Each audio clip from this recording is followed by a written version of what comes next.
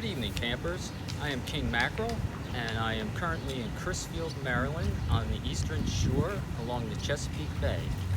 I just wanted to take a minute to go over a little safety for kayaking and swimming and water safety. Before you go out, you want to make sure you check the weather to make sure there are no thunderstorms or nasty weather in the forecast. And also you want to make sure you have a buddy along with a buddy boat.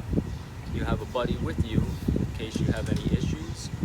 You can use your cell phone to call for help or have a buddy that's going to help you in case of emergencies or vice versa. Also, I would like to talk about a couple safety points. If it's hot out, you want to make sure you have plenty of water. Bring your Nalgene filled or a couple. Also, you want to make sure you have the correct PFD. Make sure it is set up for your size. They come in different sizes and different shapes and styles. They have clips, buckles on them. You want to make sure they're buckled in.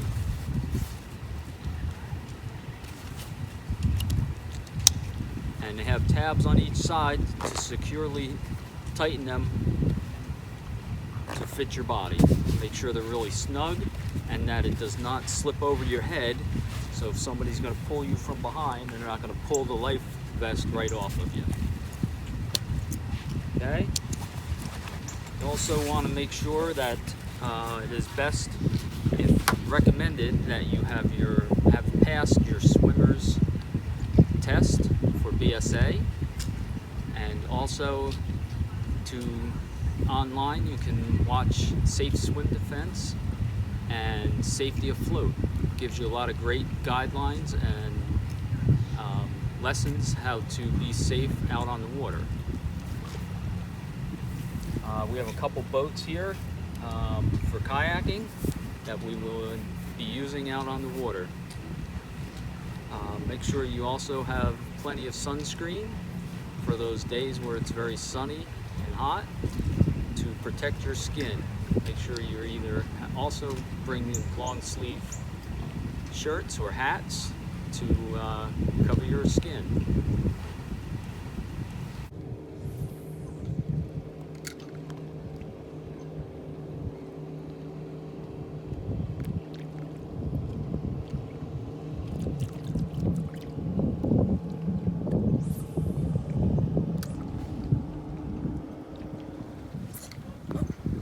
I got one on.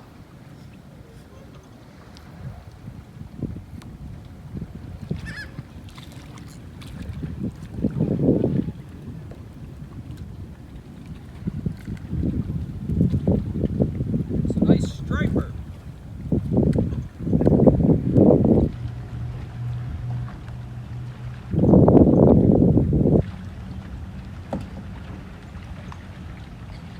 Look at that.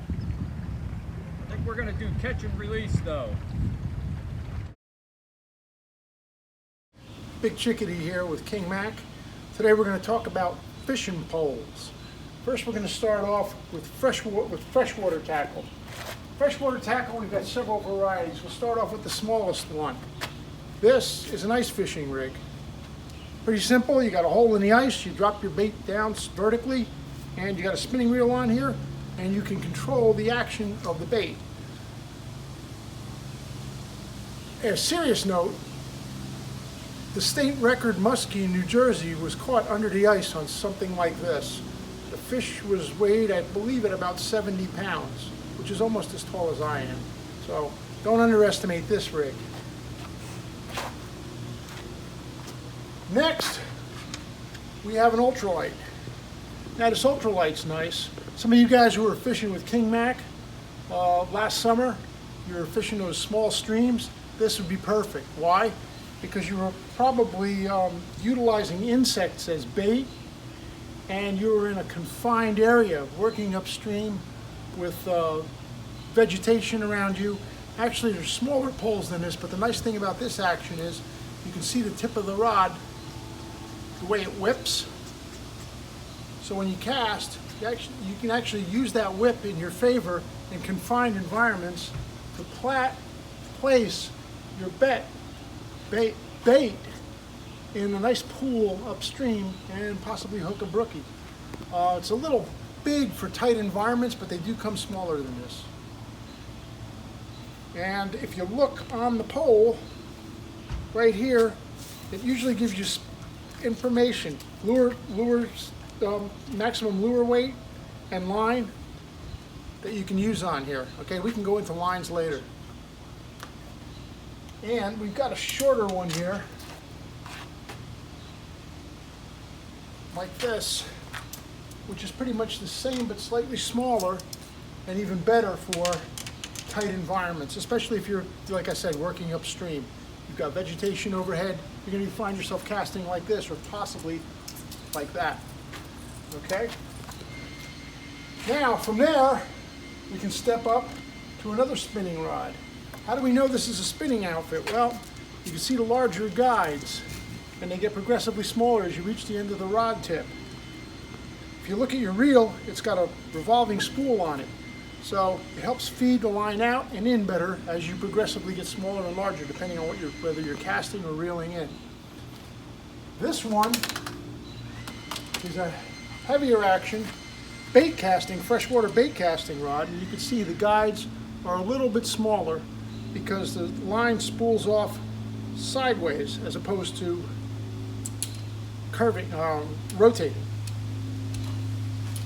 And then we've got the traditional fly rod.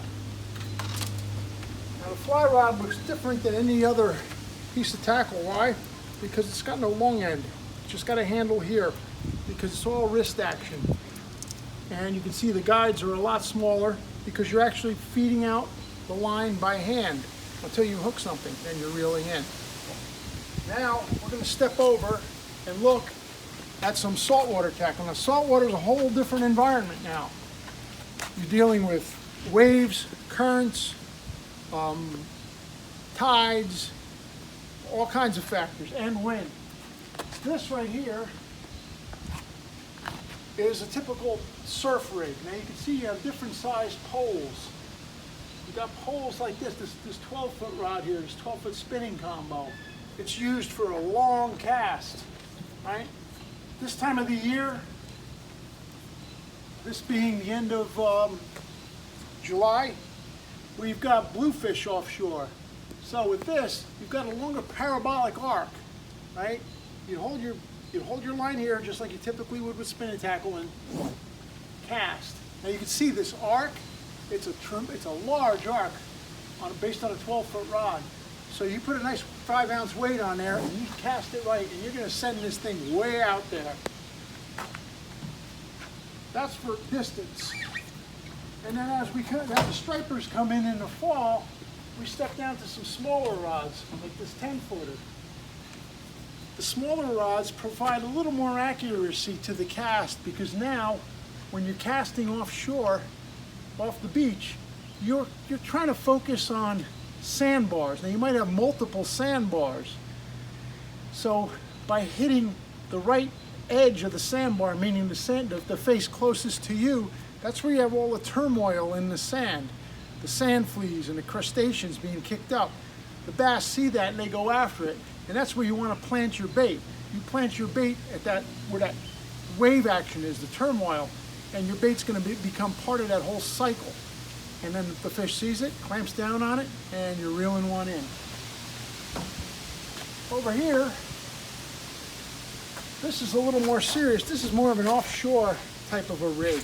Smaller, you can see that instead of guides, it's got pulleys, one on each end, because the game offshore can be considerably bigger.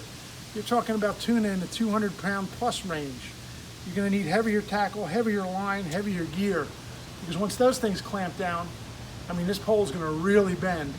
And there's going to be a lot of stress on these guides, which is why they put the pulleys in there. Today we're going to go over some reels, a little explanation of different types of reels. I'm King Mac, and Big Chickadee's holding the camera there. fishing buddies. So today we're going to explain a little. This is called a closed face spinning reel. This is something you would want to use for beginners. It's easy to use. You pretty much just a button to release the line and cast it, let go of the button, and out comes your line. Very easy for beginners. It's pretty easy to use.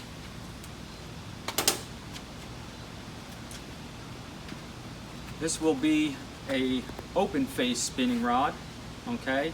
Handles are reversible for left and right-handed people, okay?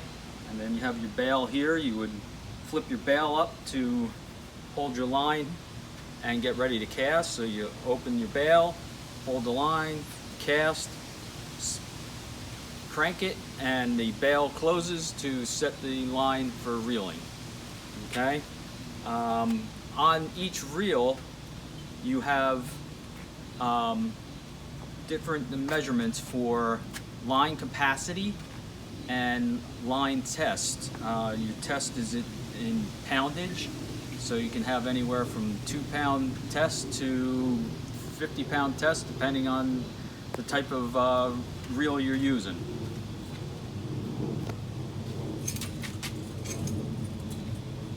This would be more of a bait caster type of reel. You're using more of your thumb as the bail and to keep tension on it. So you would basically open up the bail, flip it like this, and at the same time you let your fingers off the line a little bit, and the line comes out. But keep a little pressure on there so you don't get a big spider web. Big bird's nest, they call it. Have fun taking that apart.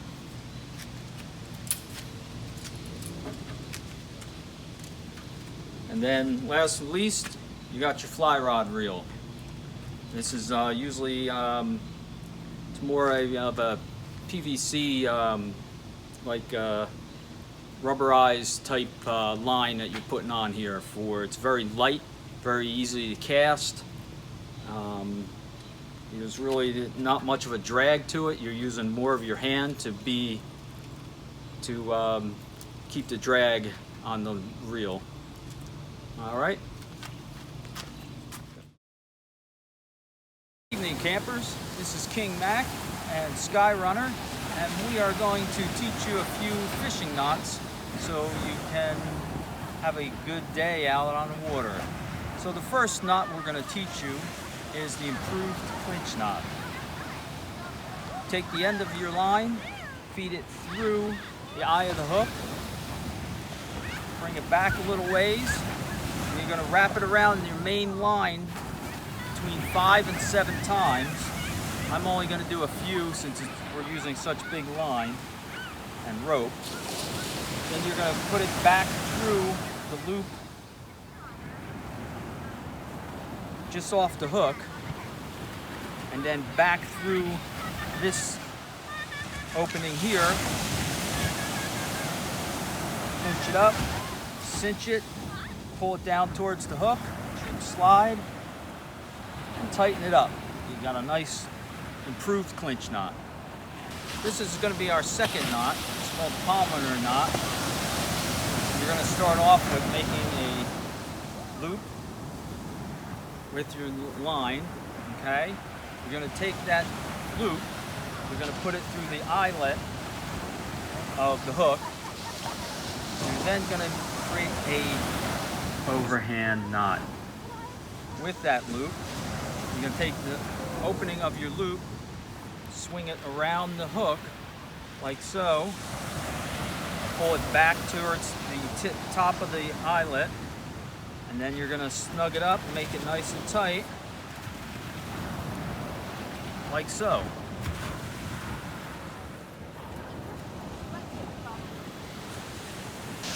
The next knot I'd like to demonstrate for you would be called a flood knot, where you want to tie 2 ends of different ropes or fishing line to make one. Line 1, line 2. Parallel the 2 lines, take line 2, wrap it around line 1. Bring it back and tuck it into one of the overlaps. And you're going to take line 1 and wrap it around line 2, the opposite direction if possible, and bring that back and tuck it into the same fold as the first line, but in the opposite way. So you have 2 pigtails coming out either direction. At that point, then just cinch up the lines.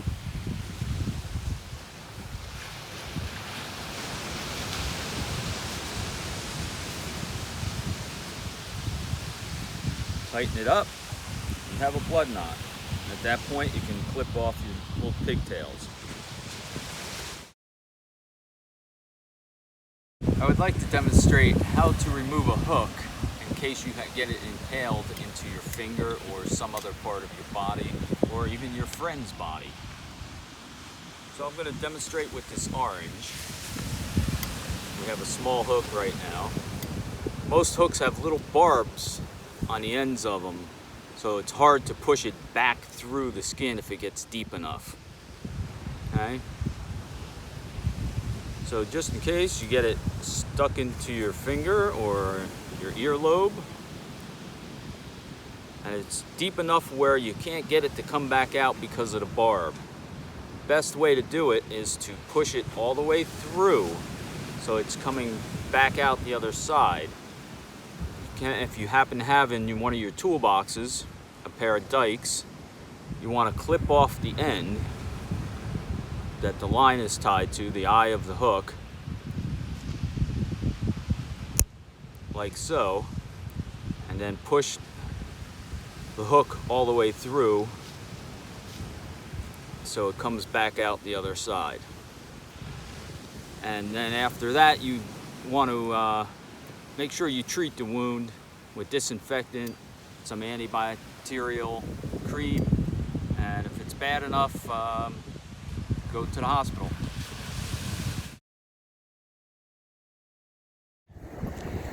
Big Chickadee here. We're going to be doing some striped bass fishing off the beach today. Here we are at a crowded New Jersey beach. Fortunately, I have a 4-wheel drive access permit and I can bring my camper here. And we got set up right over here. It's about 5 p.m. And we're going to see if we can catch some of this late season striped bass action. Today, it looks like we have high tide. No, it's going to be around 6 o'clock, I'm guessing, which is good because generally the striped bass fishing is at its peak on the outgoing tide. So our timing today is perfect. You can see we're staked out. The water's coming up fairly close, and if you look down beach here, our closest neighbor is a good distance away, which is why I like this beach. And yes, it is New Jersey. You can see the weeds pretty much straight ahead along the beach line. That's pretty much your high tide mark. So we're near peak. If we're lucky, today's a good day. We might see some whales and generally some dolphin. If you drive this stretch in the wintertime, it's not uncommon to see harbor seals basking on the beach. So this is a very special place. And yes, the Lenni Lenape, years ago, hundreds of years ago, harvested clams and oysters from these waters and a lot of the other natural resources that are available here in the wintertime, in the summertime. In the wintertime, they went to their inland homes to hunt. As a matter of fact, there's a site up the coast here in the northern part of the state off of Sandy Hook that they determined to be a 10,000-year-old Native American site. However, it's about a quarter of a mile offshore and 50 feet of water because they're thinking about 10,000 years ago, prehistoric times when the water levels were a lot lower.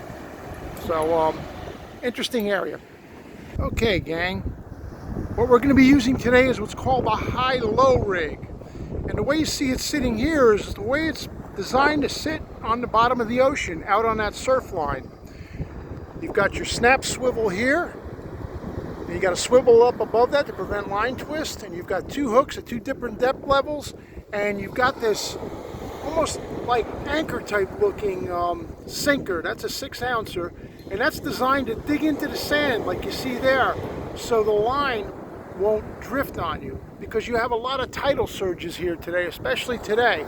Now I know there's a reef or a sandbar, probably 2, just offshore, and our objective is to cast our bait on the inshore side of one of those sandbars.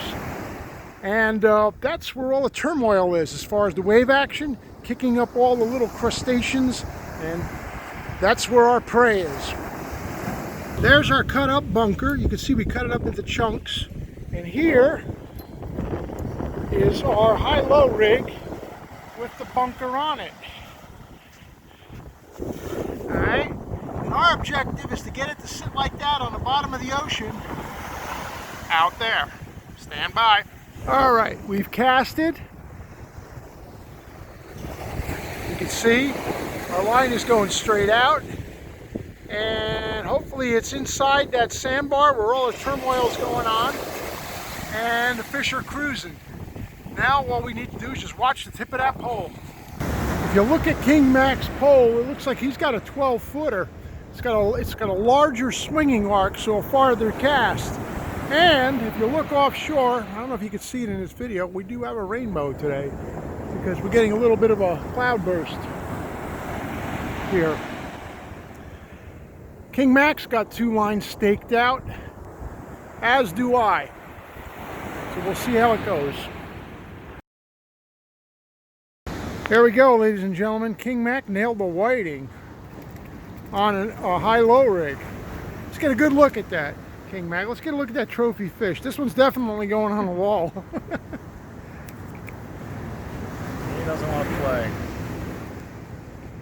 Look at him. Yeah. We caught something. On a high-low.